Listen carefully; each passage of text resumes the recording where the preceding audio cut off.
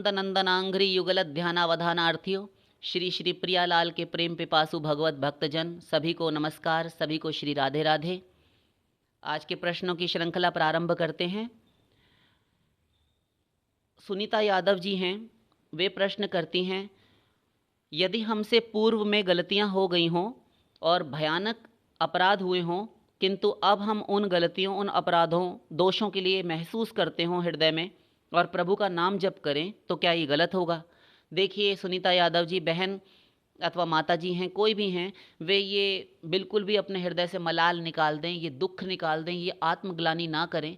यद्यपि आपकी ये दीनता है, ये बहुत सराहनीय है और बहुत ही अच्छा लगा और प्रशंसनीय है कि यहाँ सबके सामने, सर्वसाधारण के सामने आकर अपनी गलती स्वीकार करना, ये बहुत बड़े हृदय वालों की बात है। किंतु आपको भीतर से फीलिंग होती है, कोई भी अपराध हो गया हो, हम वो नहीं पूछ रहे आपसे, किंतु ऐसा कैसा पाप हो गया आपसे। देखिए, सोशल मीडिया पर, अखबारों में अनेकों प्रकार के समाचार पत्र हैं। पंजाब केसरी सुनते हैं, दैनिक जागरण, दैनिक भास्कर, हिंदुस्तान टाइम्स और भी ना जाने क्या क्या है। और टीवी पर तो तमाम चैनल्स हैं आपके समाचार के, न्यूज़ आते ही रहते हैं। उनमें संभव है आप सबने भी देखा होगा, यद्यपि ये विषय यहाँ पर लेने का नहीं है, सत्संग का चैनल है, तो हमें तो यहाँ पर ऐसे रखना नहीं है विवादास्पद मुद्दों को, किंतु से केवल आपका ध्यान खींच रहे हैं। आपके प्रश्न के उत्तर के लिए इतना कहना, इतनी भूमिका आवश्यक है। देखिए, ऐसे ऐसे भी केसेस सुनने को मिलते हैं कि एक पिता ने अपनी छोटी सी 6 महीने की बालिका बच्ची के साथ दुष्कर्म किया, एक भाई ने, सगे भाई ने अपनी बहन के साथ दुष्कर्म किया, एक पति ने अपनी पत्नी के साथ दुष्कर्म अपने मित्रों के साथ या बाहर के लोगों को बुलाकर करवा दिया, है ना। क्या क्या गंदी गंदी सुन सुनकर हृदय दहल उठता है और मानवता नाम से घृणा हो जाती है कि आज ऐसे लोग भी समाज में हैं। तो और भी ना जाने कितने पाप सुनने को मिलते हैं, आप सब जानते हैं, अधिक नहीं बढ़ाएंगे। इनमें से आपसे ऐसा कौन सा पाप हो गया? आपसे किसी ब्राह्मण की हत्या हो गई, आपने किसी का स्वर्ण चुरा लिया, अग्निदो गरदश्चैव, ये 6 प्रकार के आतताई होते हैं हमारे शास्त्रों के अनुसार। ना तो आपने किसी की लहलहाती भरे पूरे खेतों खलिहानों में आग लगाई, इसको अग्निदो कहते हैं, ये पहला प्रकार का आतताई है। दूसरा है गरदश्चैव, अर्थात विष देकर मारने की मंशा रखने वाला और विष देकर मार ही डालने वाला। तो आपने किसी को जहर भी नहीं दिया, जहाँ तक हमारी आत्मा कहती है। भ्रूण हत्या करने वाला, जो गर्भस्थ शिशु की हत्या, जिसने अबॉर्शन करवाया हो, बच्चा अबॉर्ट करवाया हो, कि कन्या है अथवा शिशु है, कोई भी है, उस गर्भस्थ शिशु की हत्या की, ये अनवांटेड है, हमें नहीं चाहिए, अवांछित गर्भ है, इसको गिरा देना चाहिए। ये महाभयंकर पाप है, भ्रूण हत्या करने वाला। सुप्तघ, सोए हुए की हत्या करने वाला, वह बेचारा सो रहा था, कोई भी था, बच्चे से लेकर बूढ़ा, स्त्री पुरुष, कोई नहीं उससे मतलब, किंतु सोया हुआ हो। ऐसे ऐसे हत्यारे होते हैं। और शस्त्र लेकर मारने की मंशा से आने वाला, कुछ हथियार लेकर आपको मारने आ रहा हो, ये भी आतताई है। और अपनी पत्नी का, विवाहिता पत्नी का अपहरण करने वाला, जैसे रावण ने जनक नंदिनी भगवती सीता जी का हरण किया, ये आतताई होते हैं। षडेते ही आतताई ना, ये आतताई हैं। और सारी संपत्ति का अपहरण कर लेने वाला, घर में आग लगाने वाला, ये आतताई हैं। इनमें से एक भी पाप आपने नहीं किया। और 5 महापातक होते हैं, जिसमें गुरु की शैया पर पैर रखना, गुरु की पत्नी के साथ विषय भोग करना, यानी गुरु की पत्नी माता तुल्य होती है, उस पर कुदृष्टि डाल देना और समागम कर लेना तो प्रत्यक्ष पाप है ही, ये महापातक है, इसका कोई प्रायश्चित नहीं। स्वर्ण स्तेई पंचमा, स्वर्ण चुराना, किसी का सोना चुराना, इत्यादि इत्यादि। इनमें से एक भी पाप तो आपने नहीं किया, हमारी आत्मा कहती है। अब आपने ऐसा कौन सा पाप कर लिया, वो आप जानती होंगी, हम आपसे पूछेंगे भी नहीं, किंतु आपकी दीनता अवश्य इसमें परिलक्षित होती है। आपने कहा कि बड़े भयानक पाप हो गए, तो कोई सा भी पाप इनके सिवा बचा? छोड़िए, आप अपने प्रश्न का उत्तर ले लीजिए। आपका हृदय थोड़ा शांत हो, बहुत दुखी लगती हैं आप। देखिए, पूर्व में जो गलतियां हो गई, इस जन्म की तो छोड़िए, जब भगवत प्राप्ति होती है, ध्यान दीजिए, जब भगवत प्राप्ति होती है, तब अनंतानंत जन्मों के, अनंतानंत पाप कर्म प्रारब्ध संचित क्रियमाण और सात्विक राजस तामस सभी प्रकार के कर्मों का अत्यंताभाव हो जाता है। सारी फाइल, सारा बही खाता भगवान भस्मसात कर डालते हैं, कुछ नहीं छोड़ते और क्षमा कर देते हैं। भगवत प्राप्ति पर, भगवत दर्शन पर समाप्त होता है। तो हमें तो भगवत प्राप्ति नहीं हुई, हम क्या करें? हमने तो दर्शन नहीं किया भगवान का, तो भी चिंता वाली बात नहीं। क्यों? क्योंकि आप जब साधना कर रहे हैं, भगवान का नाम ले रहे हैं, तो जब ही नाम हृदय धर्यो भयो पाप को नाश, जैसे चिनगी अग्नि की परी पुरानी घास। अनंत जन्मों के पाप सब नाम नाश कर देता है। आप केवल भगवत भजन कीजिए, भगवत आराधन कीजिए, सेवा कीजिए प्रियालाल की, अपने श्री राघवेंद्र सरकार, श्री सीताराम जी की, अपने नारायण की, अपने उन चतुर्भुज भगवान प्रभु लक्ष्मीपति की सदा भजन कीजिए। पापों की ओर दृष्टि मत रखिए कि हो गए पाप, हो गए, उनके लिए कुछ नहीं किया जा सकता, उनका नाश अपने आप भगवत भजन कर देगा। और भगवान का नाम लेने से वो पाप नाश होते हैं, वो तो है ही, किंतु आपकी ये वृत्ति नहीं होनी चाहिए, आपके इरादे, आपकी भावना नहीं होनी चाहिए कि मैं नाम जप कर रही हूँ अथवा कर रहा हूँ।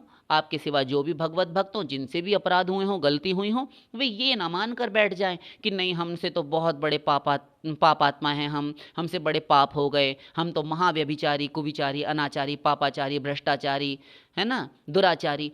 अरे कैसे भी चारी हों, बस किंतु आप भगवत भक्त हैं, भजन करने लगे और आगे आपने कमर कस ली और कान ऐंठ कर पकड़ लिए कि आज के बाद कभी अपराध नहीं करूंगी, नहीं करूंगा, अपने जानते में सख्ती से इन नियमों को फॉलो करेंगे हम।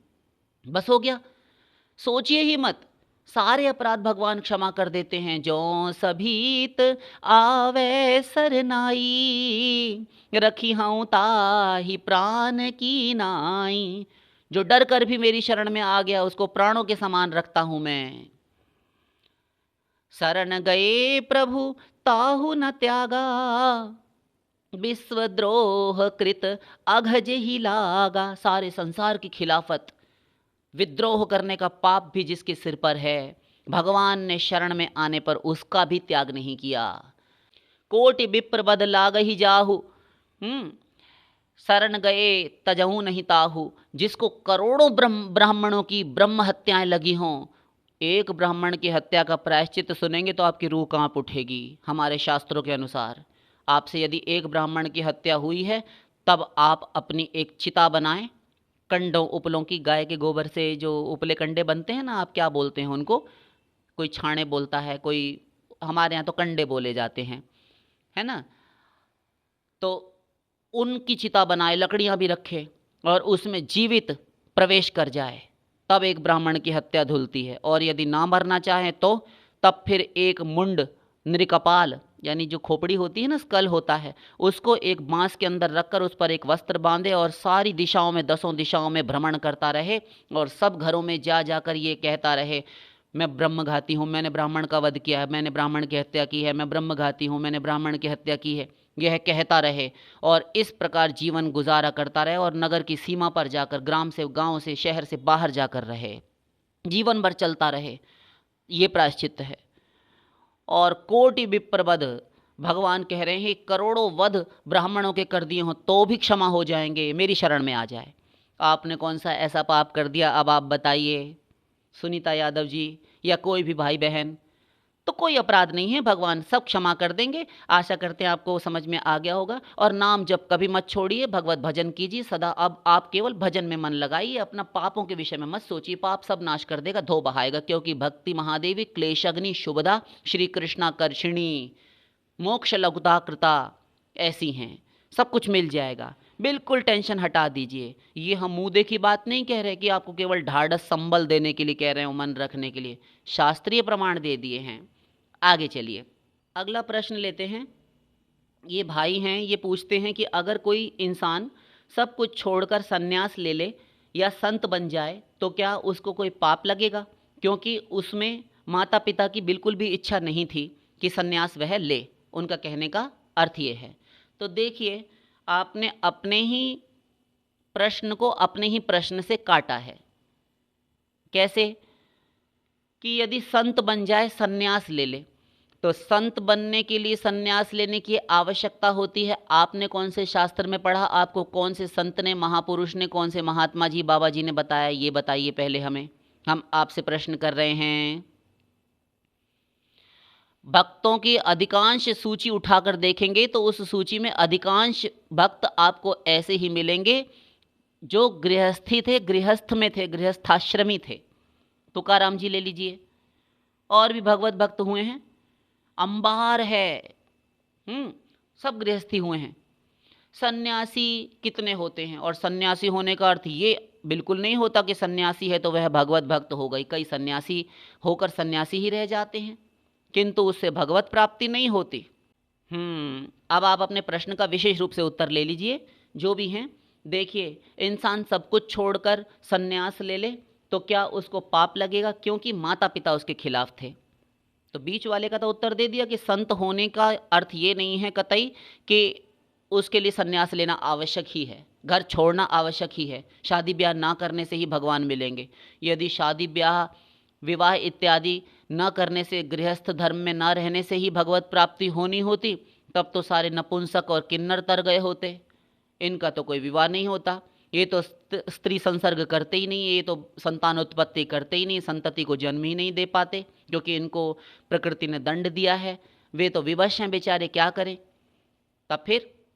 और यदि बहुत सारे बच्चे पैदा करने से, संतान उत्पत्ति करने से भगवत प्राप्ति होनी होती कि हम तो गृहस्थी हैं, हमको भगवान मिल ही जाएंगे, सन्यासियों को नहीं मिलते।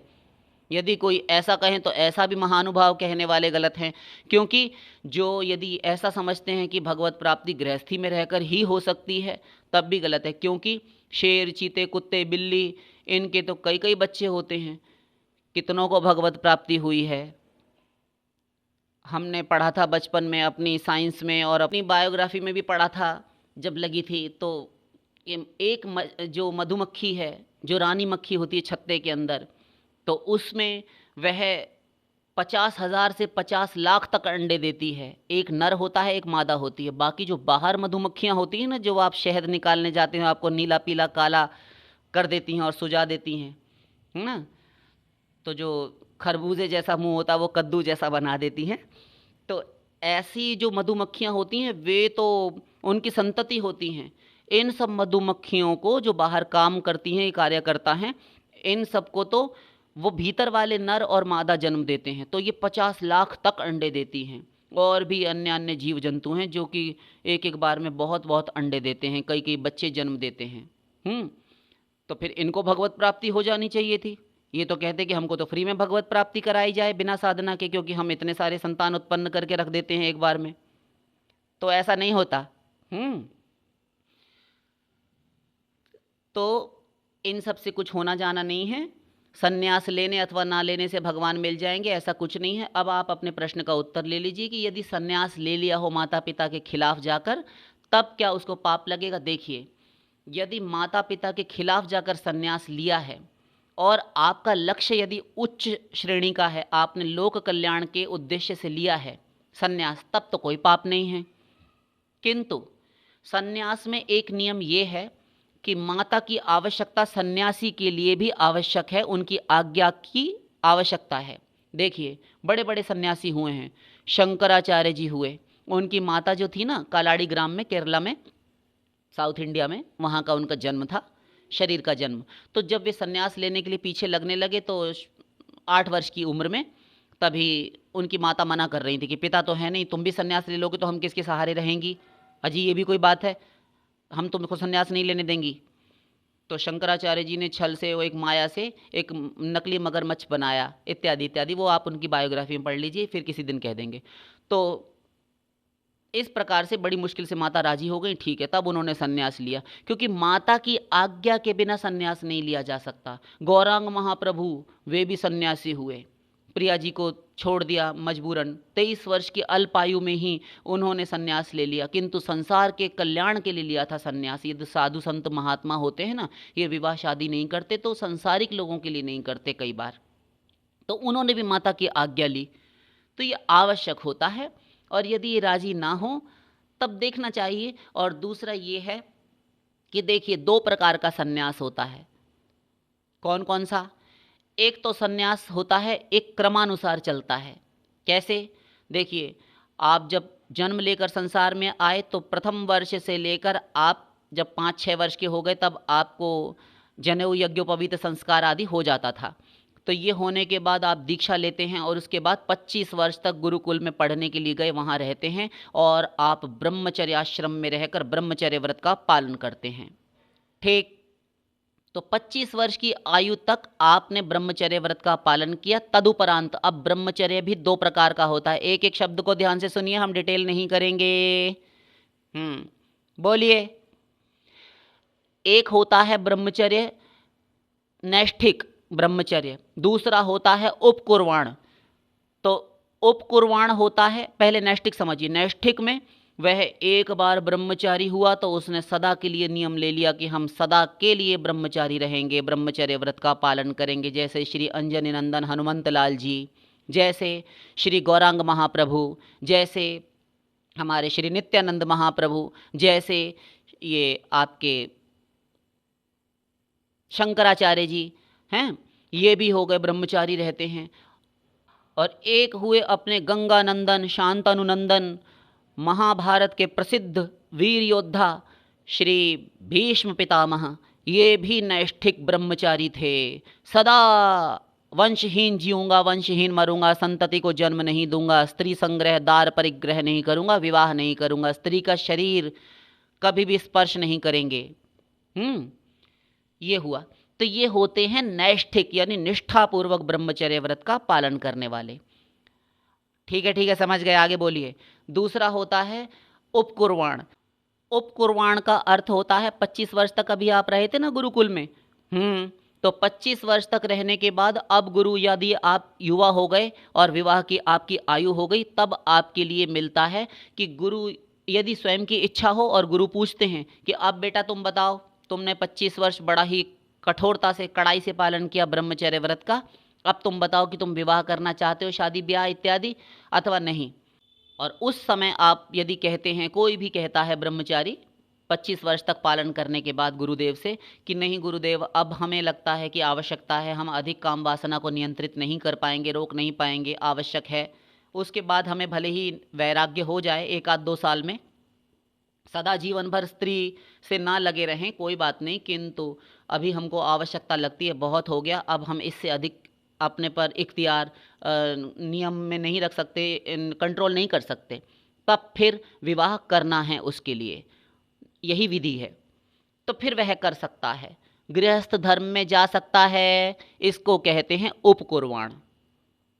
गरुड़ पुराण, यदि कोई कहे कि कहाँ से बोल रहे हैं आप, तो गरुड़ पुराण में यह वर्णन मिलता है। ठीक। तो ये 2 प्रकार का ब्रह्मचर्य हो गया। ठीक।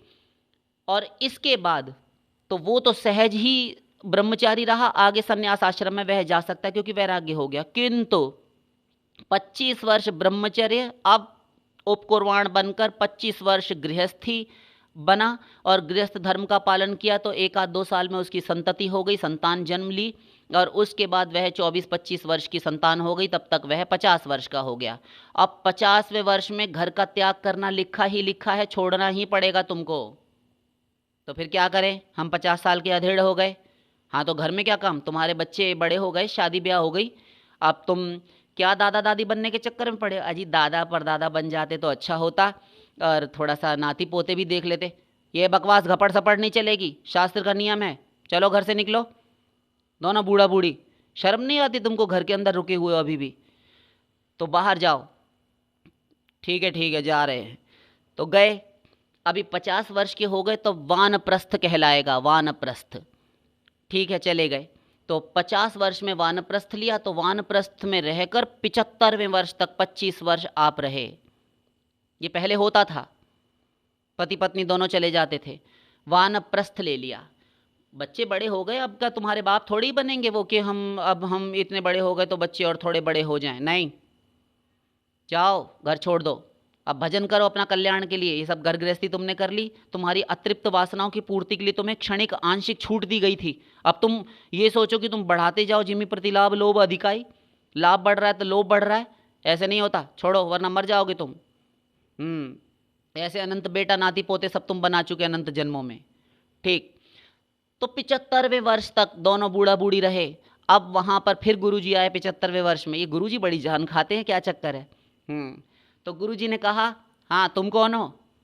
हम स्त्री हैं। किसकी स्त्री हो? इनकी। तुम कौन हो? हम पुरुष हैं। ठीक है, तुम्हारा आपस में परस्पर क्या संबंध है? हम दोनों मियाँ बीवी हैं, पति पत्नी हैं। काय की पत्नी काय का पति, अलग अलग हो जाओ। जैसे गृहस्थ धर्म में प्रवेश करने से पहले ब्रह्मचर्य आश्रम में तुम थे, ऐसे ही कोई किसी का कुछ नहीं लगता। जो आज्ञा गुरुदेव। Yes sir. अलग अलग हो गए। ये हम आपको आसान शब्दों में समझा रहे हैं, यदि शास्त्रीय भाषा में बोलेंगे तो दिमाग खराब हो जाएगा सबका। ऐसा है। इस प्रकार से आप आराम से समझ लेते हैं। यहाँ कोई विद्वत्ता तो है नहीं, हम दो कौड़ी की हमारी अकल नहीं है, हम आपको और क्या समझाएंगे। तो आसान शब्दों में समझ में आ जाता है, बुरा मत मानिएगा, हमारा कुछ ऐसा ही बन चुका है, ऐसे ही बोलते हैं। ठीक है, और आप सब अपने हैं, आपसे क्या विद्वत्ता झाड़ें। ठीक, तो अब वे अलग अलग हो गए। 75वें वर्ष में वानप्रस्थ जब किया तब तो वहाँ पर भी 25 वर्ष पूरे हो गए। अब क्या कहते हैं गुरुजी? तो गुरुजी की आज्ञा हुई, अब अलग हो जाओ, दोनों सन्यास ले लो। तुम भी सन्यास लो और तुम भी सन्यास लो। अब कोई मियाँ बीबी नहीं रह गए, वैसे ही हो गए। तब सन्यास होता था 75वें वर्ष में, क्योंकि तब तक तो इंद्रियां जरा जीर्ण हो जाती हैं, सिर हिलने लगता है, मेटाबॉलिज्म कम हो जाता है, इम्यूनिटी बहुत कमज़ोर हो जाती है, सब कुछ ही कमज़ोर हो जाता है, फिर कुछ शरीर काम नहीं करता। तो अपने आप ही वैराग्य होगा, क्योंकि फिर भी मन जो है वह तो जवान बना रहता है, किंतु वो कंट्रोल करो। हमने आपसे सन्यास के लिए पूछा था। हाँ, तो सन्यास ऐसा है कि फिर सन्यास तब लिया जा सकता है। एक दूसरा वाला सन्यासी ये होता है, देखिए दो ब्रह्मचारी तो बता चुके, नैष्ठिक और उपकुर्वाण। सन्यासी समझ लीजिए दो प्रकार का। तो दूसरा वाला सन्यासी तो ये है, ये नियम से क्रमानुसार चलेगा, तब वैराग्य 75वें वर्ष में करना पड़ेगा, नहीं हुआ तो फिर वो मरेगा, फिर सन्यास का कोई फायदा नहीं।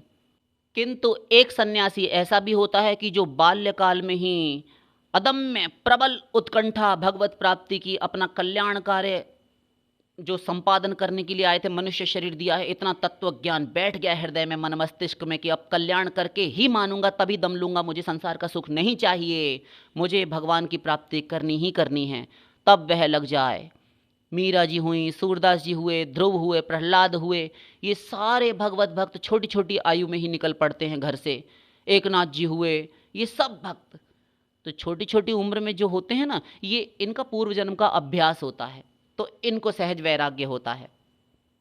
तब यदि छोटी आयु में ही किसी को संसार के विषय भोगों से, पांचों इंद्रियों के पांचों विषय शब्द स्पर्श रूप रस गंध अपनी ओर आकर्षित नहीं कर पाते, बहुत बड़े घर में पैसे वाले नामी गिरामी परिवार में आया है जन्म लेकर, किंतु वहाँ के विषय सेवन करते हुए अपने घर परिवार के कुटुंबी जनों को भी देखता है, तो उसको भीतर भीतर हृदय जलता रहता है कि ये तो फंसे ही रहेंगे, छोड़ो। किंतु सब दुर्भावना नहीं करता, किंतु वह योग भ्रष्ट है ना, शुचीनाम श्रीमताम गेहे योग भ्रष्टो विजायते।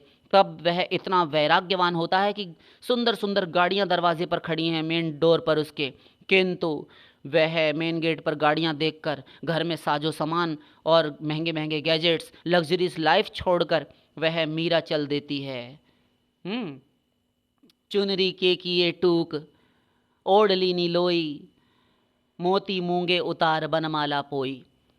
तब वह मीरा बनती हैं, तब वह प्रहलाद जी चल देते हैं वैराग्य लेकर, तब वह ध्रुव जी चल देते हैं भगवान के अनुसंधान में। तो जब किसी को प्रबल वैराग्य हो जाए संसार से, विषय भोगों से, कि चाहिए ही नहीं हमको, सब चबाया हुआ है, वमन कर दिया, उल्टी कर दी, उसको वापस कौन निगले, ऐसा हो जाए, तब फिर वह किसी भी आयु में सन्यास ले सकता है। आशा करते हैं आप समझ गए होंगे। डिटेल हो गया उसके लिए क्षमा करें, किंतु बहुत सारे भाई बहनों की शंकाओं का समाधान हुआ होगा।